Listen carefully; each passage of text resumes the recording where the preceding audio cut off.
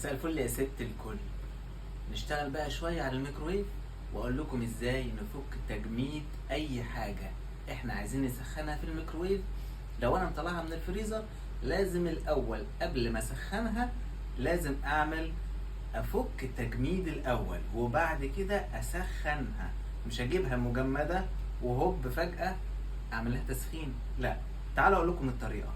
مساء الفل يا ست الكل، مساء الفراخ المشوية. انا دلوقتي عندي فرخة مشوية طلعتها بس حطيتها في الفريزر مجمدة، عايز افكها من التبريد في الميكرويف. اعمل ايه؟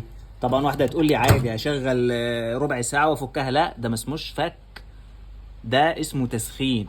انا لما بفكها من التبريد بتفضل باردة وبعد كده بسخنها، زي لو جبت شوية لحمة مفرومة وحطيتها في الميكرويف وشغلتي هتستوي مش هتتفك. طب انا عايز افك التبريد، اعمل ايه؟ هروح على ويت ديفروست هنا. تمام، انتوا خلي بالكم ده الاسترتش، الزراير مش بايظه، انا ما شلتش الاسترتش عشان احافظ على الميكرويف عندي على التاتش. بروح علشان افك التبريد بروح على ويت ديفروست هنا واضغط. تمام كده، اديله بقى الميزان، يعني الفرخه وليكن 1200 جرام كده. هنا ايوه هنا انا عملت 1200 عشان تشوفوا معايا. اداني 1200 جرام. اما ادي من هنا اوكي، الميكرويف هيديني الوقت اللي هو حدده على حسب وزن الفرخه.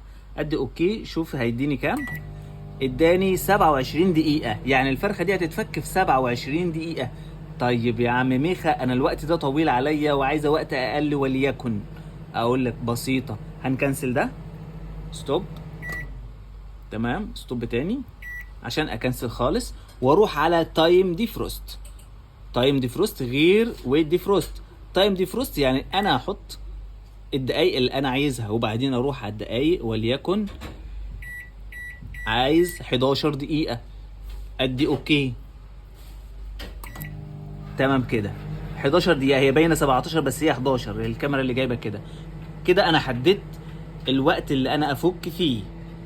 طيب تعالوا بقى نجرب، بس انا مش هجرب على التايم ديفروست، انا هخليه يشتغل هو براحته على ويت ديفروست. نعمل الاول هنا كنسل من هنا واروح على ويت ديفروست وهقول مثلا 1200 جرام. تمام، وادي اوكي. على فكرة ممكن اعمل لكم فيديو لو انتوا عايزين تعملوا تجميد للفرخة تستوي وتحطوها في الفريزر، لو جاي لكم عزومة ما عندكمش وقت تطلعوها وتفكوها في ثواني، ممكن اعمل لكم فيديو للكلام ده. وبسم الله نبدأ نفك ونشوف مع بعض هتفك في تمام مظبوط ولا ايه النظام. بسم الله. انا عندي هتفك في 27 دقيقة على حسب الجرامات اللي انا حطيتها، ميزان الفرخة. نبص عليها، هي دلوقتي باقي 6 دقايق وشوية. ده ما يمنعش طبعا ايه كل شوية نفتح ونبص عليها. ما شاء الله، لا تمام. ده في كمان عملت سياحة الزبدة بتاعتها تحت. بسم الله، مش ثانية واحدة بقى فكت ولا ايه؟ لا شغالة بتفك. تمام ماشي زي الفل. نكمل عليها بقى،